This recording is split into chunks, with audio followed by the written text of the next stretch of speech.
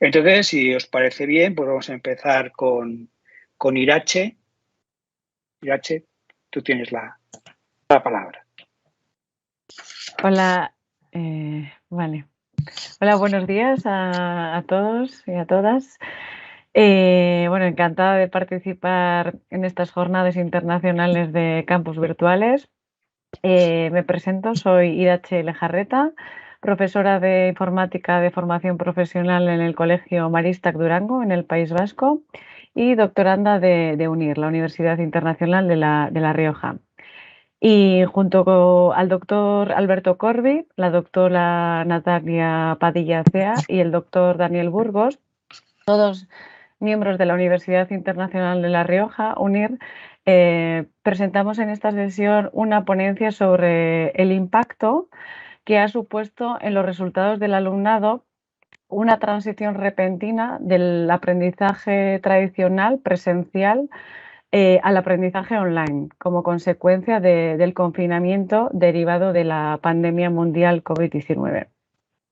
El caso de estudio que presentamos se ha llevado a cabo concretamente en el Colegio Maristak Durango, que pertenece a la red de colegios maristas y que cubre las etapas de bachillerato y sobre todo de formación profesional, tanto las etapas de básica, media y ciclos superiores, donde en este centro la madurez de las tecnologías de la información y comunicación, las TIC, ha sido y es una apuesta estratégica clave del centro.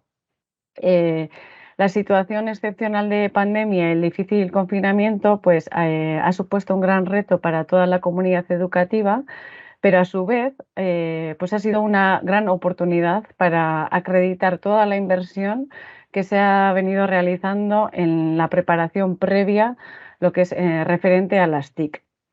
Al analizar los resultados del alumnado en los periodos de aprendizaje presencial y online que pasaron por esta transición repentina, se ha comprobado que prácticamente todos los estudiantes mantuvieron o mejoraron sus calificaciones, avalando así que una buena formación basada en TICs puede contribuir muy positivamente a hacer frente a cambios radicales como consecuencia de cualquier imprevisto que pueda suceder en cualquier momento y en cualquier lugar. Eso. Muchas gracias, Irache, por ajustarte al tiempo. Bueno, seguimos la ronda. El siguiente sería Harold Tinoco Giraldo. Entonces, Harold, pues tienes tú la palabra. Buenos días. Mi artículo se llama Cuando los mentores esconden información para los mentees.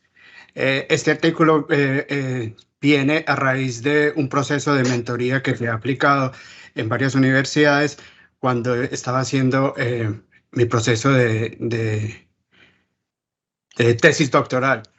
Después de que recibimos un par de quejas y unos inconvenientes que se habían filtrado a través de la poca ayuda que los mentores estaban dando a los mentees, decidí utilizar este proceso para crear un modelo conceptual que estaba basado en la taxonomía de French and Raven, que habla sobre los constructos de poder del solicitante de conocimiento, que en este caso el solicitante de conocimiento es el mentee, y reconocer por qué esos constructos de poder podrían ser válidos para la no aplicación o la no garantía de dar información al mentee.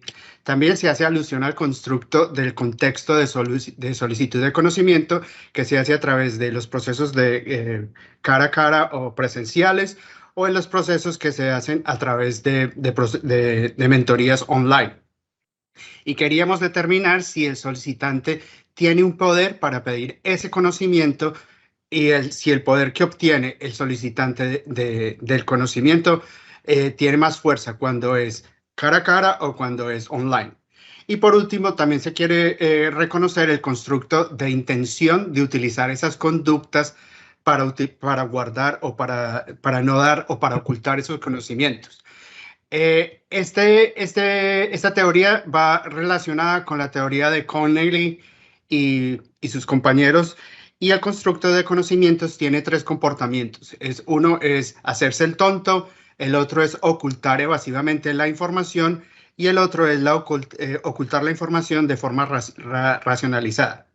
A partir de toda esta información y de la conexión entre el modelo de French and Raven y la teoría de Conley, decidimos que los problemas que se querían abordar en el trabajo era en reconocer si el poder entre el que oculta la información, que en este caso sería el mentor, y el que busca la información, tiene una conexión, y el contexto en que se busca y se solicita la información, si en ese contexto se influye de una manera conjunta o singular a través de los comportamientos de ocultación de información. Eso es. Gracias. Muchas gracias, Harold. Bueno, ahora tendría la palabra Carlos Arturo Torres, que no lo veo por aquí.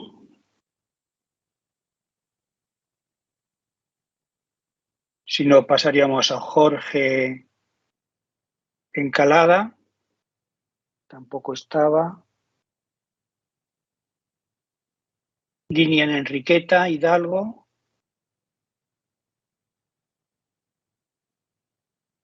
Pues llegaríamos entonces al turno de Holger, que tiene dos artículos. Pues Holger, el doble del tiempo. Muy bien, tengan ustedes muy buenos días. Tenemos dos trabajos que ponemos en consideración.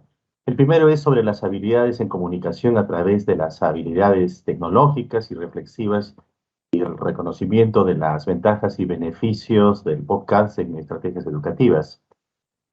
Vamos a contextualizar un poco la investigación, la hemos hecho en plena pandemia. Y el propósito principal fue determinar cuáles son los factores influyentes en el desarrollo de estas habilidades comunicativas a través del podcast. Esta investigación es una investigación de corte no experimental y se aplicó un instrumento que fue homologado y fue validado para este trabajo a una muestra de 330 estudiantes universitarios.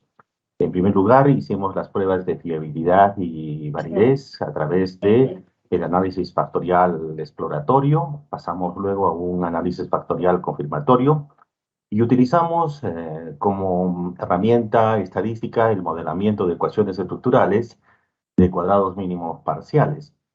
Los resultados han evidenciado que existen distintas relaciones de causalidad entre los factores estudiados, como las habilidades tecnológicas y reflexivas, influirían positivamente en las habilidades en comunicación mediada por el podcast. Del mismo modo, la idea que tienen los estudiantes acerca de las estrategias educativas y las habilidades tecnológicas piensan que a través del podcasting esta relación existiría. En esta investigación ha participado un grupo interdisciplinario. De la muestra estudiada de 330, el 51,6% son mujeres y el 48,4% son hombres. Las edades oscilan entre los 18 y 24 años de edad. El segundo trabajo de investigación que también ponemos en consideración a esta Conferencia Internacional de Campus Virtual tiene como título La motivación y el compromiso del docente universitario mediada por estrategias para enseñar y aprender con el Kahoot. Esta investigación también nos ha permitido encontrar cuáles son estos factores influyentes como el seguimiento y supervisión y las condiciones para el aprendizaje en situaciones lúdicas o situaciones de gamificación. En la motivación y compromiso, los docentes universitarios, mediados por las estrategias para enseñar y las estrategias para aprender con el Kahoot. La metodología para este estudio también es una metodología de investigación no experimental y se aplicó el instrumento a una muestra por conveniencia de 180 profesores universitarios, ¿no? También, del mismo modo, hemos utilizado las pruebas de fiabilidad y confiabilidad.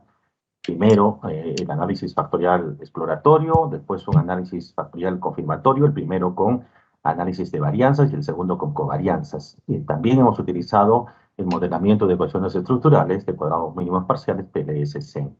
Los resultados han evidenciado que las condiciones para el aprendizaje mediados por las condiciones lúdicas o gamificadas influyen positivamente en las estrategias para enseñar y aprender. Por tanto, ¿no? Tales condiciones promueven la motivación y compromiso en los profesores, haciendo el uso del Kahoot como herramienta educativa. Asimismo, las estrategias para enseñar y aprender generan motivación y compromiso en el profesor universitario. Del mismo modo, el seguimiento y la supervisión educativa frente a las condiciones para el aprendizaje en este contexto lúdico generan adecuadas estrategias para enseñar consecuentemente en los estudiantes aprendizajes significativos.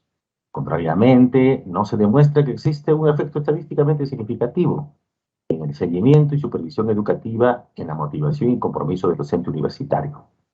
Muchísimas gracias y eso es todo por el momento.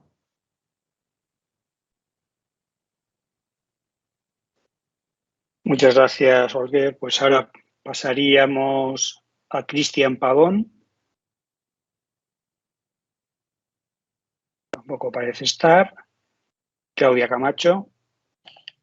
Bien, pues buenos días. Me da mucho gusto estar aquí. Mi compañera Patricia Latorre y yo, Claudia Camacho Real, somos investigadoras del sistema de universidad virtual de la Universidad de Guadalajara, México. Hicimos un estudio de corte cualitativo, donde es un estudio de caso, donde estuvimos trabajando con profesores de cuarto grado en el contexto de la pandemia. Y bueno, básicamente el aula, el entorno, estuvo mediado por la plataforma Google Classroom y Zoom. Encontramos una reingeniería muy interesante de cómo secuenciar actividades didácticas de enseñanza-aprendizaje y también como el uso de nuevas rutinas en el entorno remoto. Esto nos pareció muy enriquecedor y fue muy inesperado. Además del uso de herramientas digitales y recursos de apoyo digitales muy interesantes como Kahoot, como Jamboard, como EducaPlay, la socialización como centro de, la comunicación como centro de socialización fue muy asertiva, fue muy afectuosa.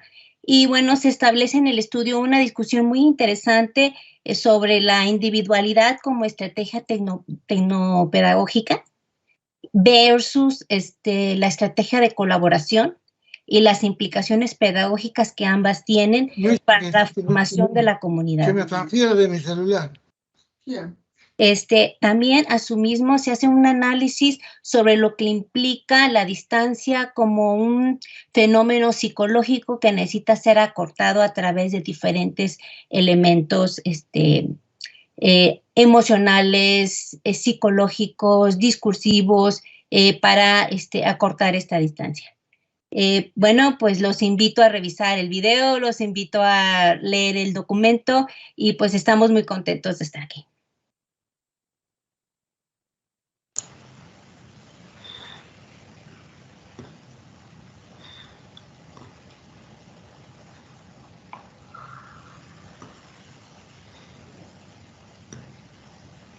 No se oye nada.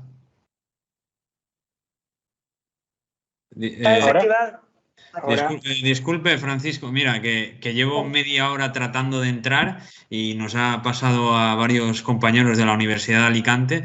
No es que no seamos puntuales, sino que no teníamos el enlace. Simplemente decir eso. Muchas gracias. Tranquilo, vamos a terminar con la primera ronda y después paso otra vez para recuperar, porque ya he visto que se han incorporado ahora varias personas para darnos la palabra. Entonces, por acabar con esta primera pasada, el turno sería de Alba Gilaber. No sé si, Alba, no sé si se ha unido a nosotros. Parece que no. Bueno, pues para los que si no, ahora mismo le aviso ahora mismo. Vale, porque bueno, me ha dicho que ha recibido y tiene que entrar ahora lo aviso. Vale, bueno, vamos a recordar un poco la dinámica que estamos llevando. Como hay vídeos, ahí están los artículos, lo que estamos haciendo es una ronda breve de unos 2 minutos para presentar por encima de los trabajos y luego entrar en una parte de debate. Entonces, Irache ya presentó, Harold ya presentó, Carlos Arturo Torres, estás por aquí ahora. ¿Me escuchan? Sí. Perfecto. Bueno, pues primero una disculpa, por alguna circunstancia tampoco recibí la invitación y pues bueno, les voy a hablar prácticamente sobre un trabajo que tiene que ver con el análisis de la percepción de jóvenes estudiantes universitarios con respecto a la aceptación de la gamificación específicamente de actividades lúdicas en el proceso de enseñanza-aprendizaje. Bueno, cabe señalar que este trabajo emerge precisamente a raíz de estas labores de educación que dimos en la pandemia y donde, pues, tristemente teníamos que adecuarnos a un horario riguroso, ¿no?, de impartición de las clases. Entonces, en ese sentido, se trataba de una experiencia educativa que se llama Sistemas Gestores de Bases de Datos, pero que era impartida 4 horas de manera corrida. Por lo tanto, iba a ser muy pesado y no había alternativas como para poderlas manejar de otra manera. Entonces, en ese sentido, se decidió utilizar el modelo Azure para poder definir un conjunto de actividades lúdicas que permitieran facilitar el proceso de enseñanza-aprendizaje en una experiencia que es manejada como un tipo de curso taller donde los chicos aprenden a manejar SQL y digamos que hacen simuladores con diferentes sistemas de base de datos. Entonces, en ese sentido se prepararon un conjunto de actividades lúdicas que fueron insertadas a lo largo del curso y pues precisamente con miras a tratar de implementar la motivación y evitar la deserción y por supuesto tratar de pues que aprendieran, ¿no? Todo de implementar tanto para la parte teórica como para la parte práctica se establecieron actividades en diversas plataformas y pues bueno, los resultados indican que hubo una buena aceptación por parte de los estudiantes con respecto al uso de actividades lúdicas de gamificación en el proceso de enseñanza-aprendizaje. Sin embargo, los resultados también indicaron que no hubo un muy buen aprovechamiento por parte de los estudiantes en términos de su rendimiento académico. Entonces, pues no es concluyente porque pues, habría que hacer estudios de parte longitudinal, tratar de determinar en un momento dado de qué manera realmente este tipo de actividades logran hacer el aprendizaje.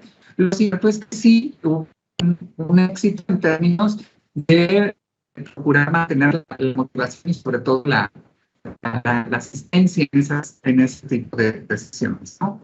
De la misma manera, los invito a que revisen el trabajo.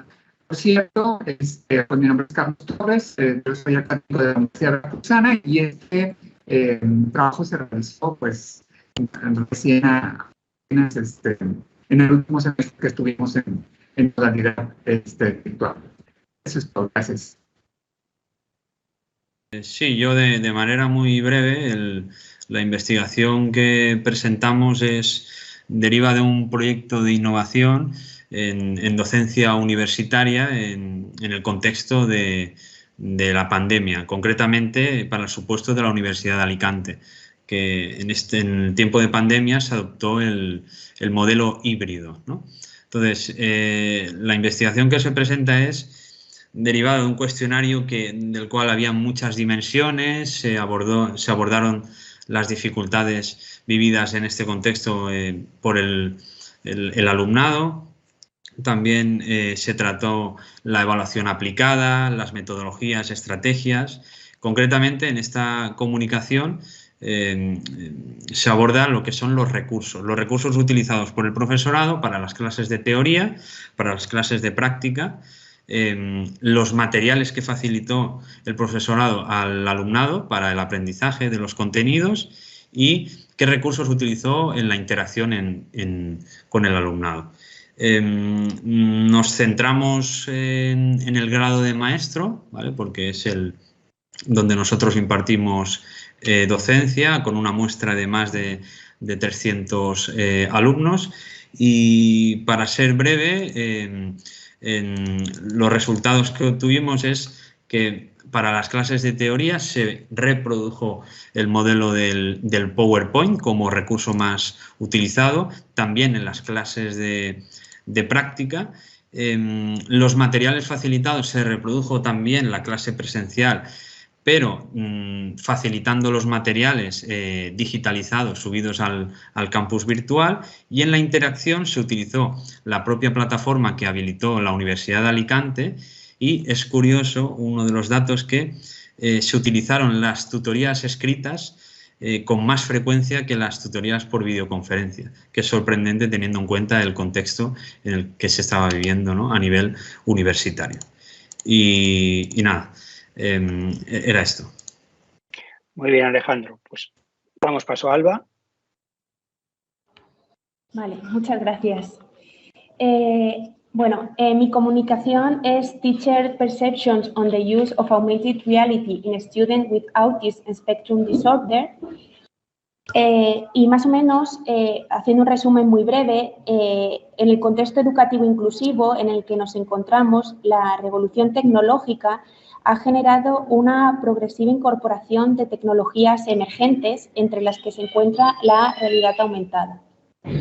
La realidad aumentada ofrece múltiples posibilidades de aprendizaje y especialmente para el trastorno del espectro autista, porque se adapta, entre otras cosas, a su estilo cognitivo. En este sentido, el objetivo del trabajo que hemos hecho, del estudio, fue examinar las percepciones de los profesores de educación primaria y secundaria sobre la realidad aumentada como recurso didáctico para la intervención con alumnado con trastorno del espectro autista. Para ello se utilizó un enfoque descriptivo utilizando la técnica de la encuesta y se aplicó un cuestionario de 10 ítems diseñado a una muestra de 140 profesores de Dinamarca, que fueron seleccionados por muestreo accidental no probabilístico. Entre los resultados se constata que los profesores no son plenamente conscientes del potencial didáctico de la herramienta de la realidad aumentada con alumnado con TEA y tienen ciertas ideas erróneas al respecto. Debido a esto, hemos llegado a la conclusión que se debería formar a los profesores sobre el uso de esta herramienta que tiene tantas ventajas para el alumnado con trastorno del espectro autista. Y hasta aquí un poco resumido. Muy bien, muchas gracias, Alba. No sé si, bueno, entre idas y venidas se nos ha incorporado alguien más de esta sesión que no haya podido presentar el trabajo. ¿Hay alguien? ¿No? Bueno, pues como comentaba antes, ahora lo que procede pues es si una vez escuchados todos más o menos los trabajos, algún comentario cruzado entre unos y otros. Tenéis la palabra, alguna duda, alguna pregunta, alguna curiosidad sobre lo que se ha ido compartiendo.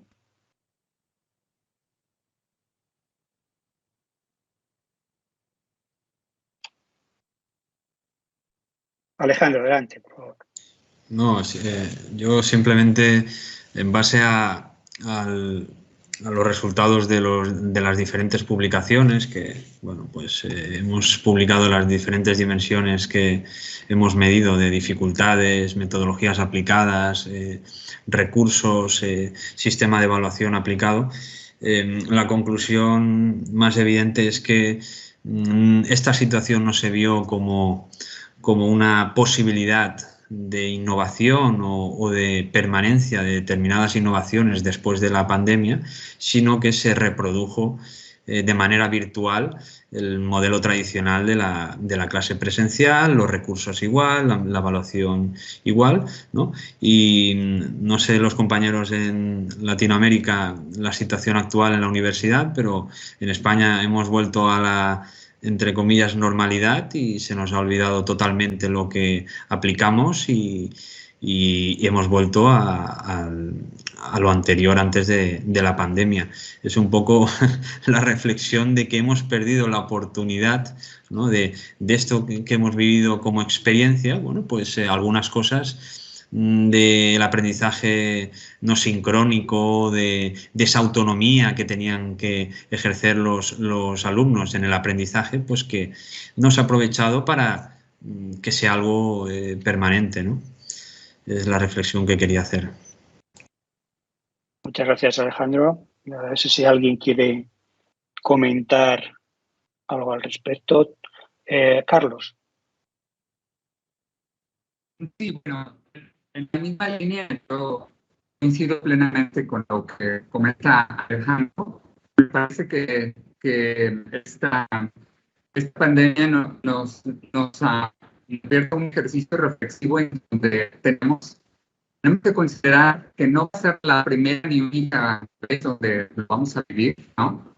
Y en ese contexto, pues queda evidente que es necesario la evolución de los modelos educativos hacia entornos mucho más flexibles, ¿no?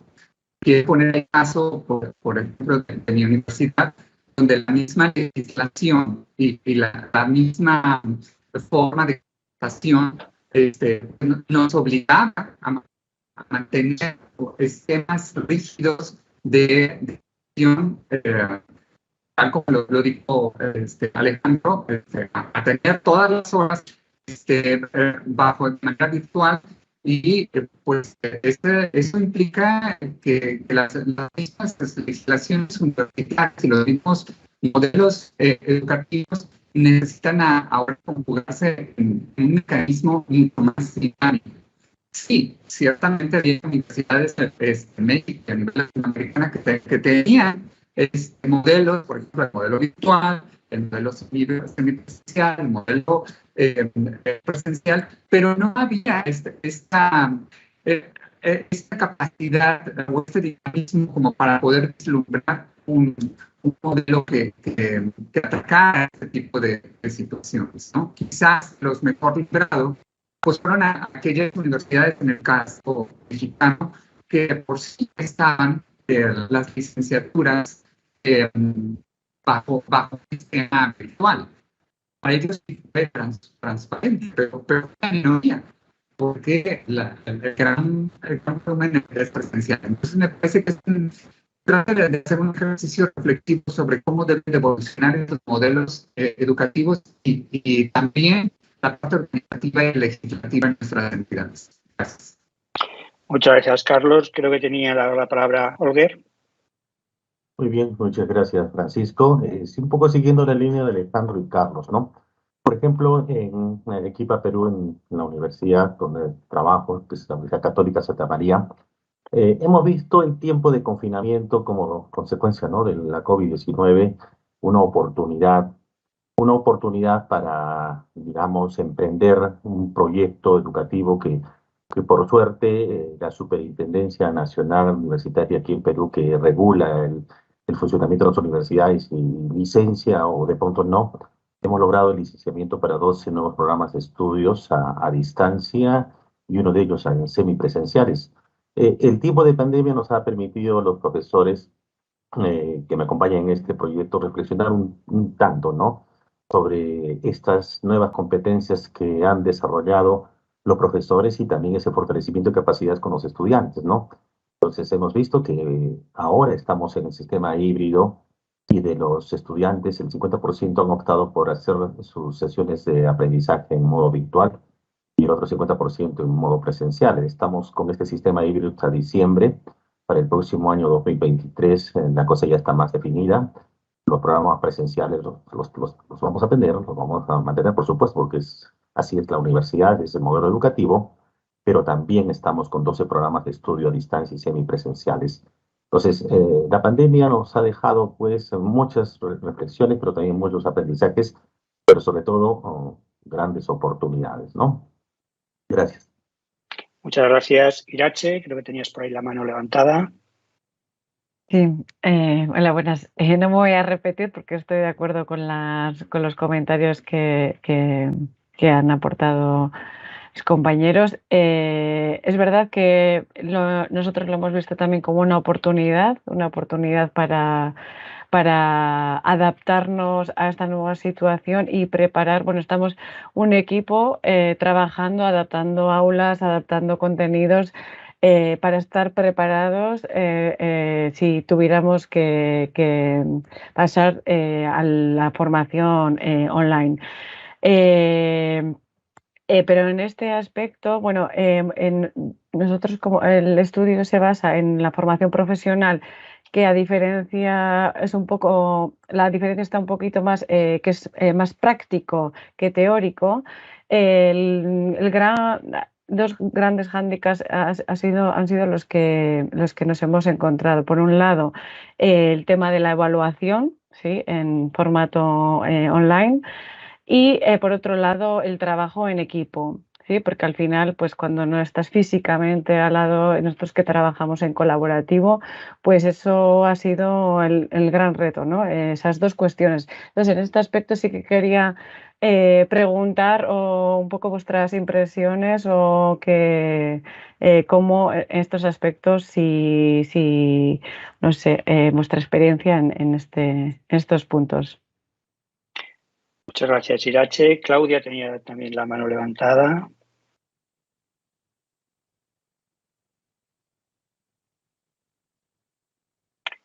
Claudia, el micro. Bien, muchas gracias. A mí realmente nos sorprendió la capacidad de hacer esta nueva reingeniería de la rutina escolar, del uso del tiempo, porque el uso de la tecnología no fue un problema en sí. Con Zoom pudieron hacer actividades en conjunto con el profesor, pudieron hacer trabajo autónomo, pudieron hacer presentación de evidencias como videos, trabajar Jamboard con inglés. O sea, el uso de la tecnología no fue en sí un aspecto medular de observancia, sino más bien el aspecto instrumentalista y el aspecto de la individualidad. ¿Dónde queda preguntarse sobre el objeto de conocimiento? ¿Dónde queda negociar con el otro sobre la opinión, el disentir, la singularidad del pensamiento en relación al otro? Entonces, no hubo espacio para el trabajo en equipo, no hubo espacio para la colaboración, no hubo espacio para esta parte de co-construir con otros. Entonces, sí creo que es una deuda que seguimos los profesores teniendo con los estudiantes al diseñar la interacción didáctica. Entonces, creer que dominar la tecnología y hacerlo de manera, pues, bastante impresionante no es suficiente. Entonces, y esto no solo es para el entorno remoto o virtual o a distancia, también es para la presencialidad y es una discusión que se tiene desde el siglo XIX. Entonces, creo que esta discusión de seguir apostando a estas interacciones bicotómicas, profesor-alumno, nada más, pues siguen siendo como un pendiente a revisar, diría yo. Muchas gracias, Claudia. Creo que lo que comentas tú es algo muy importante, muy interesante, porque realmente yo creo que es la clave y se vio, ¿no? Que muchas veces el problema es no las tecnologías, no la situación, sino el diseño instruccional de la clase. Entonces, si al final tienes un buen diseño instruccional, las herramientas, ya sean presenciales o online, las adaptas, ¿no? Harold, adelante, por favor. Ahora, sí, y lo que decía Claudia, en la universidad donde yo trabajo implementamos procesos de aprendizaje grupal a través de de una herramienta que se llama Horizons World, que es como si fuera el segundo mundos, donde vimos la universidad donde yo trabajo es dedicada exclusivamente a medicina. Entonces, los estudiantes todavía van a la universidad a recibir sus clases, pero esas clases extras y las clases de especialización que podemos hacer, los podemos hacer a través de los mundos virtuales. Y para cada uno de los centros que trabajan para la universidad, se optó por tener un diseñador de instrucción que colaborase y a través de él trabajasen las diferentes áreas que pudieran intervenir. Y después de eso también descubrimos que los horarios y los tiempos eran indispensables. Y estamos dando clases a esos estudiantes de medicina a las 2 de la mañana, clases a las 3 de la mañana, clases virtuales a las 4 de la mañana porque ellos no tienen tiempo. Entonces, esta oportunidad que nos dio la pandemia nos permitió flexibilizarnos y estar presentes en cada momento con nuestro grupo target, con el target que teníamos de estudiantes, para que estuvieran involucrados con su proceso educativo en cualquier momento, a cualquier lugar. Este sí es como dicen, un 24/7. Estamos trabajando para ellos todo el tiempo y tenemos diferentes horarios para poder estar instruyendo y generando esas actividades que ellos necesitan. Muchas gracias. Tenemos alguna intervención que viene de YouTube. Alejandra Santos desde Argentina, además de plantear que coincide mucho con lo que estaba comentando Alejandro, hace una pregunta abierta para todos, que es si creen que los estudiantes viven como oportunidad los modelos híbridos. ¿Hay alguien que quiera...? Yo quiero aportar una cosa, que en un estudio que hicimos, una pregunta clave que hicimos fue: ¿te gustaría continuar con la docencia online o volver a la presencialidad?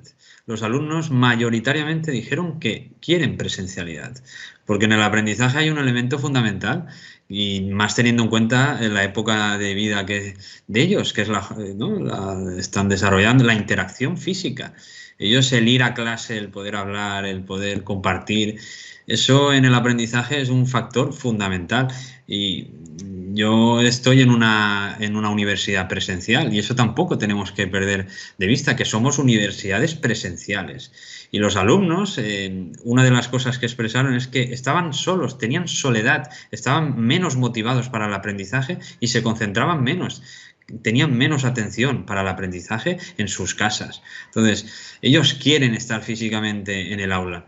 Ahora, creo que hay unas oportunidades a nivel de lo que hemos vivido de manera online, ¿qué es lo que afecta? El acceso a la información.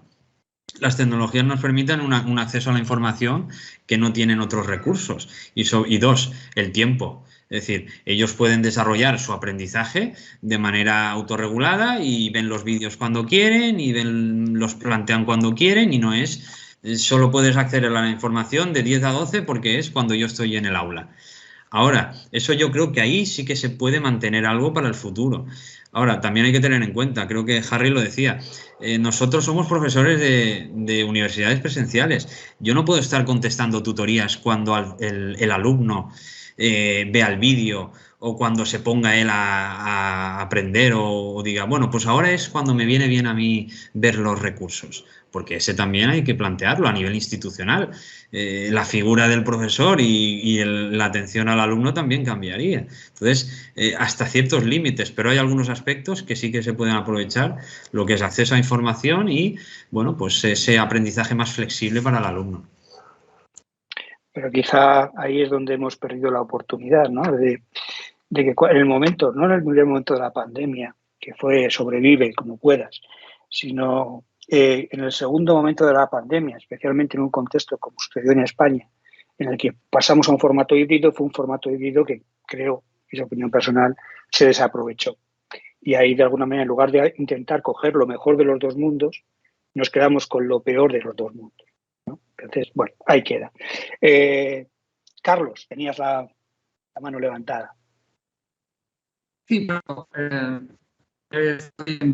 me parece que lo que comenta Alejandro es completamente coincidente. En el caso de la Universidad Cursana, también tuve oportunidad de aplicar diversos instrumentos y sorprendentemente a muchos no les gustó trabajar de modo virtual, preferían regresar a la presencialidad.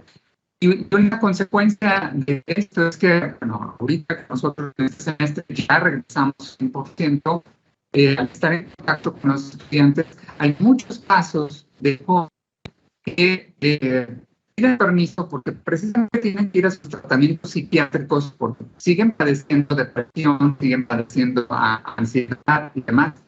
Entonces, estamos, como 2 años y medio, nosotros estamos enseñando a la generación COVID.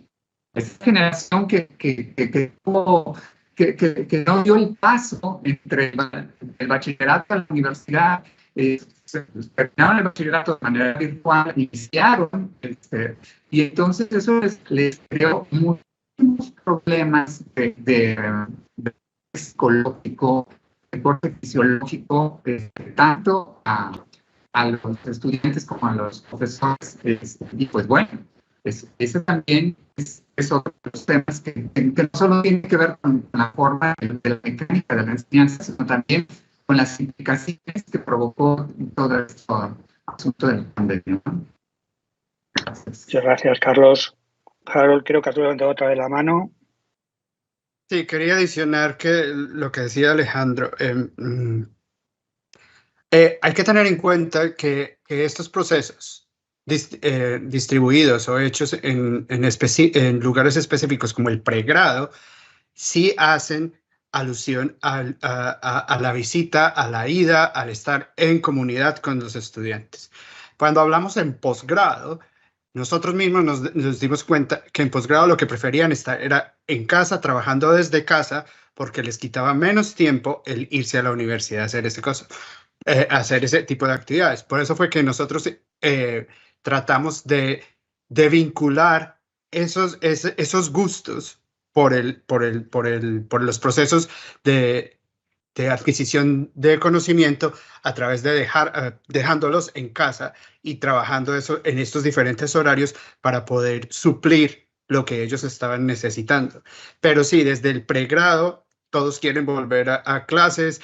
Es ese apego que traen desde el bachillerato y desde el high school, donde está acomodándose con sus grupos, y ver eso plasmado en la universidad también les hace falta. Pero cuando salen de todo ese tipo de actividades, cuando tienen experiencias laborales y cuando eso, ya no lo quieren, ya solo quieren estar en casa y trabajar desde casa porque lo reconocen. Entonces es un proceso también de edad, de conocimiento, de conexión familiar y de crear comunidad.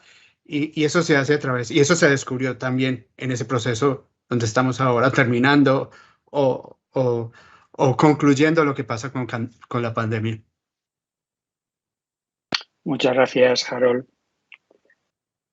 ¿Alguna intervención más? ¿Comentario? Desde YouTube también nos hablan que coinciden mucho con lo que se está hablando por aquí, y bueno, también ponen énfasis en la formación del profesorado, ¿no? Algo que también, de alguna manera, a veces es un poco chocante, porque creo que todas las universidades han hecho una inversión importante en formación del profesorado antes de la pandemia, ¿no? Y parece que cuando llegó la pandemia es como si no hubiera servido de nada, ¿no? O quizá que, como muchas veces se dice en plan familiar o jocosamente, al final siempre están en los cursos los sospechosos habituales, ¿no? Porque es los que se realimentan de que quieren formarse y tal, y hay una gran masa que no se forma, ¿no? Bueno, ahí también ha salido otro tema importante. Bueno, pues estamos en los últimos minutos por cumplir el horario. Más o menos tenemos 3 minutos, por si alguien quiere dar alguna última conclusión, alguna frase de cierre.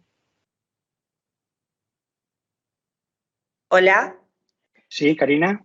Sí, no, desde aquí, bueno, trasladar también algunas reflexiones que, como comentabas, ¿no, Elba Patricia Alatorre Rojo, hablaba de este tema de la formación. Dice: una gran coincidencia en las presentaciones es la urgente necesidad de la formación docente en el ámbito del uso de la tecnología como recurso del aprendizaje. Aunque como reflexión también podríamos decir que se ha mencionado que no es solo tema de tecnología, ¿no? Que la tecnología, como dijo Claudia, no soluciona, que tenemos que ir rompiendo determinados modelos, que este discurso viene desde hace mucho antes. Y Alejandra Santos, desde Argentina, dice que en Argentina sucede lo que está diciendo Alejandro, es como si nada hubiera pasado, estamos volviendo a aquello de lo que nos quejamos antes de la pandemia. Entonces hay que ver si realmente la pandemia ha servido para algo. La pandemia yo creo que sigue, aunque estamos en un discurso pospandémico, ¿no? Pero realmente tenemos todavía la pandemia allí. Y muchísimas gracias desde Arequipa, Perú. Nos hubiese gustado tenerlos aquí también presencialmente, pero gracias a las tecnologías pues estamos compartiendo estos espacios virtuales, y a ver si en la próxima jornada podemos también desvirtualizar un poco. Pues desde aquí, un saludo a todos y a todas. Nada, muchísimas gracias, Karina. Muchísimas gracias a todos los que habéis participado en esta primera sesión sobre la COVID. Ahora un pequeño break y después se continúa, con lo cual, bueno, pues invitamos a que estéis también en esa otra parte de la sesión. Un abrazo. Hasta luego, Karina. Hasta luego, Francisco. Hasta luego, Gracias Carlos. Gracias.